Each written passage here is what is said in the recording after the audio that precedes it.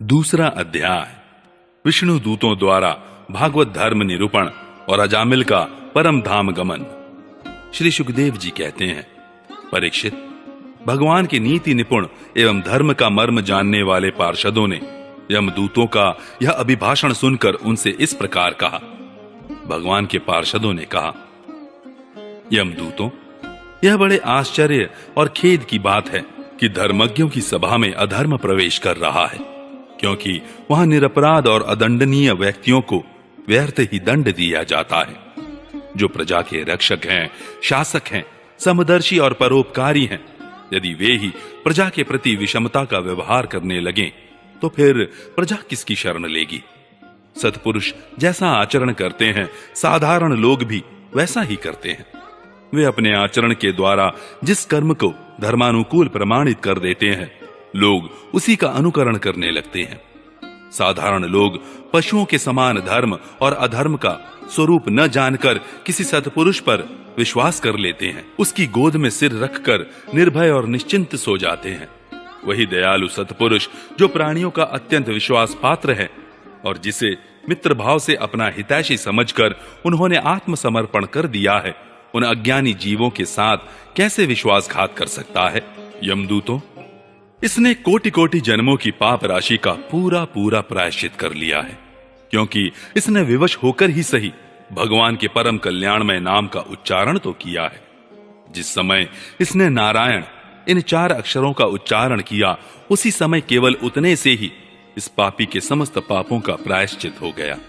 चोर, शराबी, मित्रद्रोही, ब्रह्मघाती, गुरुपत्नीगामी ऐसे लोगों का संसर्गी, स्त्री, राजा, पिता और गाय को मारने वाला, चाहे जैसा और चाहे जितना बड़ा पापी हो, सभी के लिए यही इतना ही सबसे बड़ा प्रायश्चित है कि भगवान के नामों का उच्चारण किया जाए, क्योंकि भगवान नामों के उच्चारण से मनुष्य की बुद्धि भगवान के गुण, लीला और स्वरूप में रम जाती है और स्वयं भगवान की उसके प्रति आत्मीय बुद्धि हो जाती है। बड़े बड़े ब्रह्मवादी ऋषियों ने पापों के बहुत से प्रायश्चित, कृच्छ्री, चांद्रायण आदि व्रत बतलाए हैं, परंतु उन प्रायश्चितों से पापी की वैसी जड़ से शुद्धि नहीं होती जैसी भगवान के नामों का उनसे गुम्फित पदों का उच्चारण करने से होती है, क्योंकि वे नाम पवित्र कीर्ति भगवान के गुणों का ज्ञान कराने वाले हैं। यदि प्रायश्चित करने के बाद भी मन फिर से कुमार्ग में पाप की ओर दौड़े तो वह चरम सीमा का पूरा पूरा प्रायश्चित नहीं है। इसलिए जो लोग ऐसा प्रायश्चित करना चाहें कि जिससे पाप कर्मों और वासनाओं की जड़ ही उखड़ जाए, उन्हें भगवान के गुणों का ही गान करना चाहिए, क्योंकि उससे चित्त सर्वथा शुद्ध हो जाता है। इसलिए यमदूतों, तुम लोग अजामिल को मत ले जाओ। इसने सारे पापों का प्रायश्चित कर लिया है, क्योंकि इसने मरते समय भगवान के नाम का उच्चारण किया है। बड़े बड़े महात्मा पुरुष यह बात जानते हैं कि संकेत में, परिहास में, तान अलापने में अथवा किसी की अवहेलना करने में भी यदि कोई भगवान के नामों का उच्चारण करता है तो उसके सारे पाप नष्ट हो जाते हैं।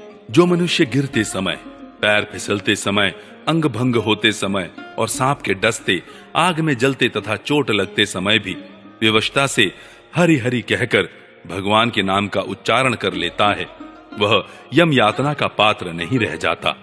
महर्षियों ने जानबूझकर बड़े पापों के लिए बड़े और छोटे पापों के लिए छोटे प्रायश्चित बतलाए हैं।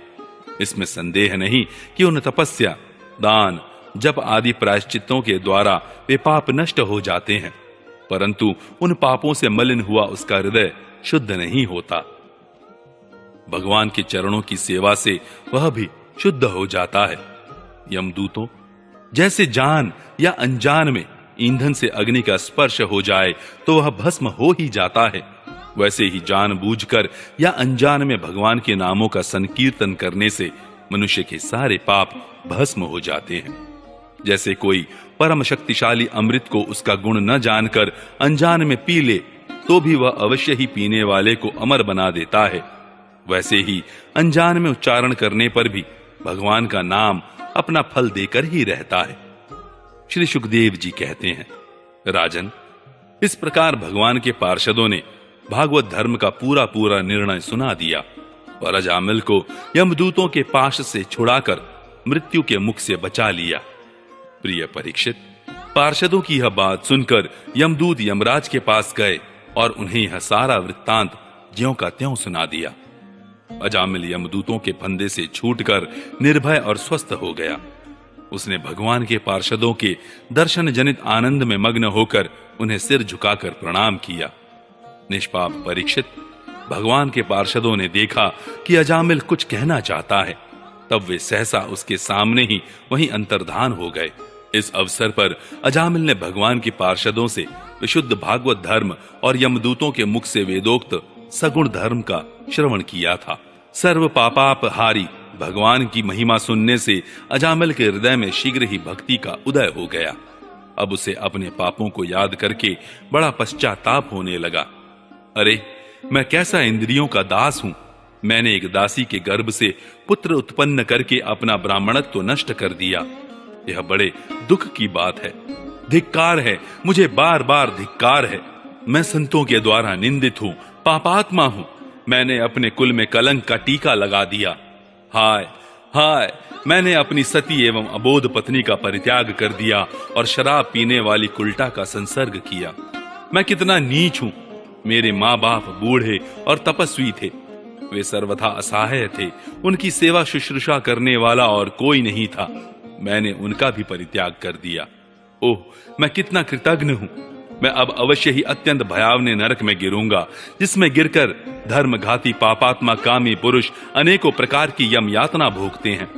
मैंने अभी जो अद्भुत दृश्य देखा, क्या यह स्वप्न है अथवा जागृत अवस्था का ही प्रत्यक्ष अनुभव है? अभी अभी जो हाथों में फंदा लेकर मुझे खींच रहे थे, वे कहां चले गए? अभी अभी वे मुझे अपने फंदों में फंसाकर पृथ्वी के नीचे ले जा रहे थे, परंतु 4 अत्यंत सुंदर सिद्धों ने आकर मुझे छुड़ा लिया। वे अब कहां चले गए?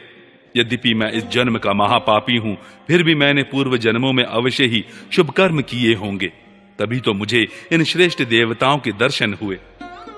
उनकी स्मृति से मेरा हृदय अब भी आनंद से भर रहा है। मैं कुल्टागामी और अत्यंत अपवित्र हूं। यदि पूर्व जन्म में मैंने पुण्य न किए होते, तो मरने के समय मेरी जीभ भगवान के मनोमोहक नाम का उच्चारण कैसे कर पाती? कहां तो मैं महाकपटी, पापी, निर्लज और ब्रह्म तेज को नष्ट करने वाला, तथा कहां भगवान का वह परम मंगलमय नारायण नाम। अब मैं अपने मन, इंद्रिय और प्राणों को वश में करके ऐसा प्रयत्न करूंगा कि फिर अपने को घोर अंधकारमय नरक में न डालूं। अज्ञानवश मैंने अपने को शरीर समझकर उसके लिए बड़ी बड़ी कामनाएं की और उनकी पूर्ति के लिए अनेकों कर्म किए। उन्हीं का फल है यह बंधन। अब मैं इसे काटकर समस्त प्राणियों का हित करूंगा, वासनाओं को शांत कर दूंगा, सबसे मित्रता का व्यवहार करूंगा, दुखियों पर दया करूंगा और पूरे संयम के साथ रहूंगा। भगवान की माया ने स्त्री का रूप धारण करके मुझ अधम को फांस लिया और क्रीड़ा मृग की भांति मुझे बहुत नाच नचाया। अब मैं अपने आप को उस माया से मुक्त करूंगा। मैंने सत्य वस्तु परमात्मा को पहचान लिया है, अतः अब मैं शरीर आदि में मैं तथा मेरे का भाव छोड़कर भगवान नाम के कीर्तन आदि से अपने मन को शुद्ध करूंगा और उसे भगवान में लगाऊंगा। श्री सुखदेव जी कहते हैं, परीक्षित, उन भगवान के पार्षद महात्माओं का केवल थोड़ी ही देर के लिए सत्संग हुआ था। इतने से ही अजामिल के चित्त में संसार के प्रति तीव्र वैराग्य हो गया। वे सबके संबंध और मोह को छोड़कर हरिद्वार चले गए। उस देवस्थान में जाकर वे भगवान के मंदिर में आसन से बैठ गए और उन्होंने योग मार्ग का आश्रय लेकर अपनी सारी इंद्रियों को विषयों से हटाकर मन में लीन कर लिया और मन को बुद्धि में मिला दिया। इसके बाद आत्मचिंतन के द्वारा उन्होंने बुद्धि को विषयों से पृथक कर लिया तथा भगवान के धाम अनुभव स्वरूप पर ब्रह्म में जोड़ दिया।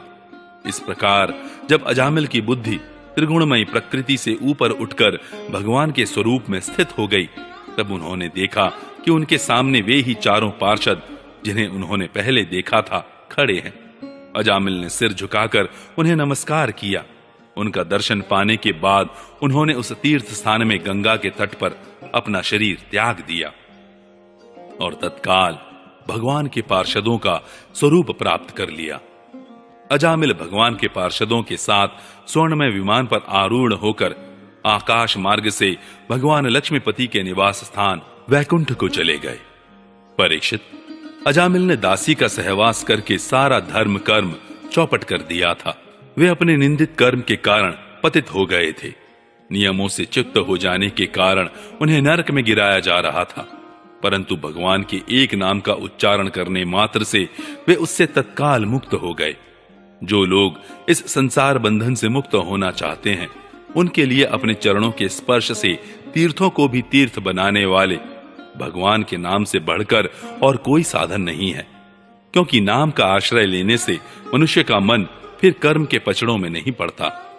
भगवान नाम के अतिरिक्त और किसी प्रायश्चित का आश्रय लेने पर मन रजोगुण और तमोगुण से ग्रस्त ही रहता है तथा पापों का पूरा पूरा नाश भी नहीं होता। परीक्षित, यह इतिहास अत्यंत गोपनीय और समस्त पापों का नाश करने वाला है। जो पुरुष श्रद्धा और भक्ति के साथ इसका श्रवण कीर्तन करता है, वह नरक में कभी नहीं जाता। यमराज के दूत तो आंख उठाकर उसकी ओर देख तक नहीं सकते। उस पुरुष का जीवन चाहे पापमय ही क्यों ना रहा हो, वैकुंठ लोक में उसकी पूजा होती है। परीक्षित, देखो, अजामिल जैसे पापी ने मृत्यु के समय पुत्र के बहाने भगवान के नाम का उच्चारण किया, उसे भी वैकुंठ की प्राप्ति हो गई। फिर जो लोग श्रद्धा के साथ भगवान नाम का उच्चारण करते हैं, उनकी तो बात ही क्या है।